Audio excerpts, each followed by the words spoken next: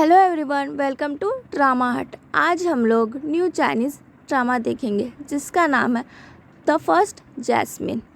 Story के शुरुआत में ये ली कानाफूसी की आवाज़ सुनकर उठती है। वो लोग कह रहे होते हैं कि ये ली को बचपन में ही पहाड़ों पर बने स्कूल में भेज दिया गया था। कई साल वहाँ पढ़ने के बाद शादी की उम्र होने पर उसे ये फैमिली वापस लौटना पड़ा। साथ ही ये भी पता चलता है कि उसकी बहन प्रिंस ली से शादी करने जा रही है और ये ली को उस बीमार प्रिंस डिंग से शादी करनी पड़ रही है। घर आने पर हमारी हीरोइन बाहर से तो शांत दिखती है पर वो बहुत चालाक है। तभी एक मेड भागती हुई आती है और कहती है कि महल में कोई बड़ी समस्या हो गई है। खबर मिलती है कि कोई तालाब में गिर गया है और सब टेंशन में हैं। यही नहीं, एक और बड़ी मुसीबत खड़ी हो गई है। राजा की दी हुई बहुत कीमती जेड पैलेट अचानक गायब हो गई है। ये फैमिली के लिए उनके सम्मान का प्रतीक है, इसलिए महल में सब लोग परेशान हो जाते हैं। ये फैमिली के बड़े मेड और गार्ड मिलकर उस जेड पैलेट को ढूंढने लगते हैं। पूरे ये मैंसन को छान मारा जाता है लेकिन वो कहीं नहीं मिलता। आखिर में सिर्फ एक ही जगह बचती है, हमारी हीरोइन ये ली का कमरा जहां वो रह रही थी। फिर गार्ड के साथ कुछ लोग वहां पहुंचते हैं। हमारी हीरोइन शांति से बाहर आती है और पूछती है कि क्या हुआ। सबसे पहले वो कहते हैं कि हमें तुम्हारा वो बॉक्स चेक करना होगा। ये ली कहती है कि वो बॉक्स में मेरी मम्मी की कीमती सामान है, बिना चाबी के खोला गया तो वो सब टूट जाएगा और मेरे पास अभी चाबी नहीं है। तो मेन गार्ड ये सुनकर हैरान हो जाता है। तभी ये ली कहती है कि किसने आपको भेजा है यहाँ। तो वो कहता है एल्डर्स ने भेजा है। फिर सीन शिफ्ट होता है मेन हॉल में, जहाँ ये ली अपने पापा को नमस्ते कहती है। तो उसके एक अंकल पूछते हैं तुम्हें आए तो 2 मंथ हो गए हैं, अभी तक तुम अपने पापा से नहीं मिली। तो ये ली कहती है पापा बहुत बिजी थे काम में, इसलिए नहीं मिल पाए। ये फैमिली के हेड बोलते हैं ये ली तुम बॉक्स क्यों नहीं खोलने दे रही हो। ये ली कहती है मेरे पास उसकी चाबी नहीं है। हीरोइन सबको याद दिलाती है कि पिछले कई सालों से वही उनका डॉरी और प्रॉपर्टी मैनेज कर रही है और चाबी भी उन्हीं के पास है। तभी सबकी नज़र मैडम वांग पर चली जाती क्योंकि वो हीरोइन के स्टेप मदर हैं। सिचुएशन बहुत सीरियस हो जाती है और सबके सामने बॉक्स खोलने का दबाव बनता है। मैडम वांग ना चाहते हुए भी बॉक्स खोलने के लिए राजी हो जाती है। बस बॉक्स खुलते ही सब शॉक हो जाते। अंदर कोई कीमती चीज़ नहीं थी, ना सोना ना चांदी और ना ही लैंड या प्रॉपर्टी के डॉक्यूमेंट्स। सब दंग रह जाते हैं। हीरोइन कहती है पापा मेरी मम्मी ने बस मेरे लिए ये सब छोड़ा था और यहाँ पर कुछ भी है ही नहीं। सबका शक सीधा मैडम वांग पर चला जाता है क्योंकि हीरोइन की माँ बहुत अमीर थी और उनका डॉरी इतना था कि कई पुश्ते बैठकर खाए तो भी ख़त्म ना हो। अब घर में मेन जेड पैलेट का गुम होने का मुद्दा पीछे छूट जाता है और असली मुद्दा ये बन जाता है कि हीरोइन का दहेज का सामान कहाँ गया। ये ली के स्टेप मदर बोलती है कि तुम्हारा सामान मैंने अपने पास कहीं और रखा है, तुम्हें तुम्हारा सामान मिल जाएगा। तभी खबर आता है कि वो गायब हुआ जेड पैलेट एक तालाब के साइड में है। सब हैरान रह जाते हैं। इसका मतलब जेड पैलेट चोरी नहीं हुई थी बल्कि किसी ने जानबूझकर वहाँ रखा था। रूम में लौटने के बाद हीरोइन की मेड जब बॉक्स खोलती है तो उसकी आँख फटी की फटी रह जाती है। अंदर सोना चांदी और कीमती डॉक्यूमेंट्स भरे हुए थे। मेड हैरान होकर बोलती है इतनी दौलत की कई पुश्ते ख़त्म ना कर सके। पर हीरोइन बड़े शांत स्वभाव से कहती है इसे संभाल कर रखो, मेरी शादी जल्दी होने वाली है तो फ्यूचर में ये सब काम आएगा। उस रात हीरोइन की क्लोज फ्रेंड चिंग शाओ उससे मिलने आती है। फिर आधी रात में येनली एक जगह जाती है और अपनी माँ को याद करके बहुत दुखी हो रही होती है। उसे इस बात का बुरा लगता है कि 8 साल घर से दूर रहने के बाद भी किसी को उसकी मम्मी याद नहीं है, खासकर उसके पिता जिन्हें कोई परवाह ही नहीं थी। उन्होंने अपनी पहली पत्नी और उनकी बेटी को पूरी तरह भुला दिया और अपना सारा ध्यान मैडम वांग और उनके बच्चे पर लगा रखा है। इसी वजह से हीरोइन के दिल में अपने पिता के लिए कोई प्यार या इज्जत नहीं बची है। उसी वक्त एक छोटा बच्चा येनली से मिलने आता है। वो बहुत नेक दिल का इंसान है। जब से हीरोइन घर लौटी है उसका मकसद सिर्फ उसकी मदद करना ही रहा है। इतना ही नहीं, ये सच भी सामने आता है कि उस तालाब वाले हादसे और दहेज का सामान वापस मिलने के पीछे इन दोनों का ही हाथ था। अब शादी का दिन भी आ गया। खूबसूरत वेडिंग ड्रेस में हीरोइन शादी की रस्मों के लिए तैयार हो रही है। बाहर से वो बिल्कुल शांत दिख रही है, लेकिन अंदर उसके दिमाग में कई ख्याल चल रहे हैं।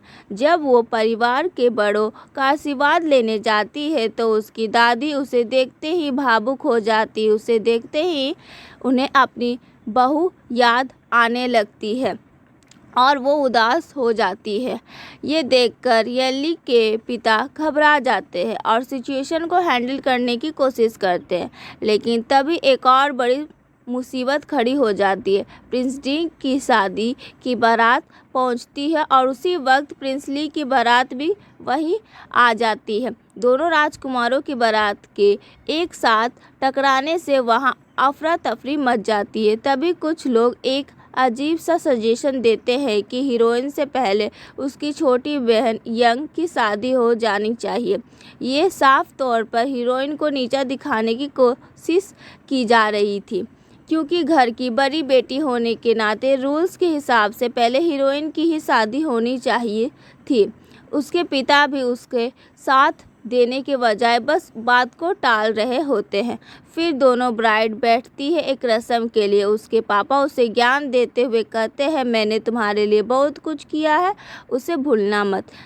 ये बातें हीरोइन के दिल को बहुत चोट पहुंचाती है, लेकिन वो एक शब्द भी नहीं कहती। बचपन से ही अकेले संघर्ष करने और किसी से कोई उम्मीद ना रखने की आदत ने उसे पत्थर दिल बना दिया है।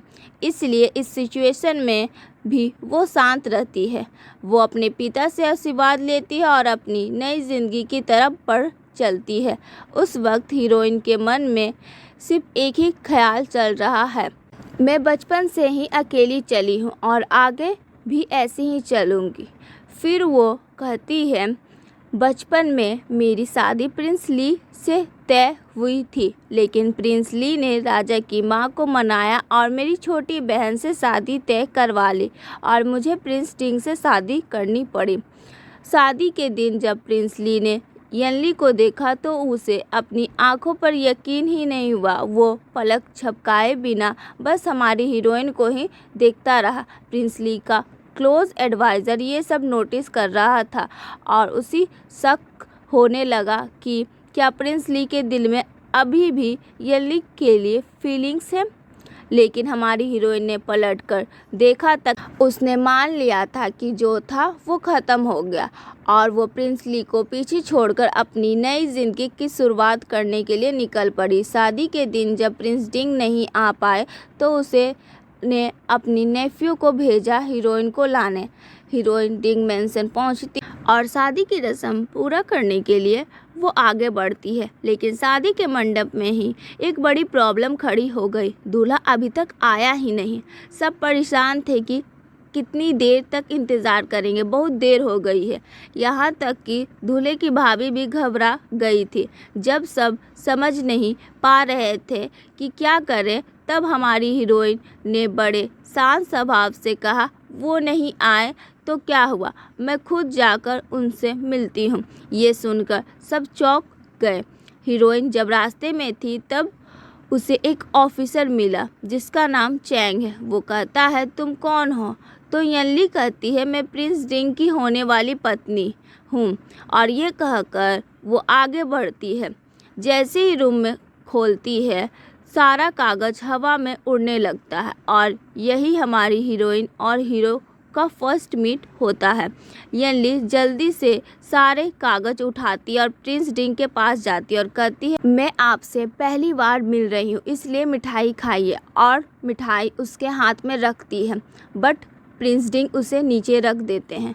तो यनली कहती है आज हमारी शादी है, शादी के बाद आप यहाँ आकर फिर से काम स्टार्ट कर लीजिएगा। और जैसे ही प्रिंस डिंग को ले जाने ही वाली होती है वैसे ही वो ऑफिसर चांग आ जाते हैं और फिर से प्रिंस डिंग का अपमान करने लगते हैं। वो कहते हैं कि उसने बहुत पाप किए हैं और उन्हें धोने के लिए मंत्र लिख रहे हैं इसलिए शादी में नहीं आ पाए। वो जानबूझकर प्रिंस डिंग को नीचा दिखा रहे थे पर हमारी हीरोइन किसी से डरने वाली नहीं थी। यनली उन्हें करारा जवाब देती है जिससे सब सुनकर हैरान हो जाते हैं। रास्ते में चलते चलते प्रिंस डिंग ने यनली से एक सीधा सवाल पूछा तुम्हारी शादी तो पहले प्रिंस ली से होने वाली थी, क्या अब मुझसे शादी करके तुम्हें कोई अफसोस या दुख हो रहा है? इस पर हमारी हीरोइन यनली ने बहुत स्ट्रेट फॉरवर्ड जवाब दिया मेरे लिए ये मैटर नहीं करता कि मैं किससे शादी कर रही हूँ, मेरे लिए सिर्फ ये इम्पोर्टेंट है कि मैं शांति और सुकून से जी सकूँ। ये जवाब सुनकर प्रिंस डिंग बहुत हैरान रह गए क्योंकि बाकी लड़कियों की तरह हमारी हीरोइन को ना तो स्टेटस ना ही ताकत और ना ही दिखावे से कोई मतलब था। प्रिंस डिंग को एहसास होने लगा कि ये ली बाकी सबसे बिल्कुल अलग है। फिर वो लोग शादी की जगह पहुंचते और आखिर में उनकी शादी हो जाती है। इसके बाद प्रिंस डिंग ने बड़े शांत स्वभाव से यनली को अपने पास बैठने के लिए कहा और किस करने लगे। तभी प्रिंस डिंग बहुत ज़ोर से खांसने लगे। ये ली डर जाती है। तभी प्रिंस डिंग शांत होकर बोलते हैं डर गई क्या? और बाहर से अपने गार्ड को बुलाते हैं और यनली से कहते हैं अगर यहाँ रहना चाहती हो तो रहो और जाना चाहती हो तो जाओ, मैं ये शादी में कोई इंटरेस्टेड नहीं हूँ। और ये कहकर वहाँ से चले जाते हैं। आगे क्या होगा ये हम अगले एपिसोड में देखेंगे। अगर आपको मेरा एक्सप्लेनेशन पसंद आया हो तो चैनल को सब्सक्राइब करना ना भूलें। मिलते हैं नेक्स्ट वीडियो में, तब तक के लिए बाय।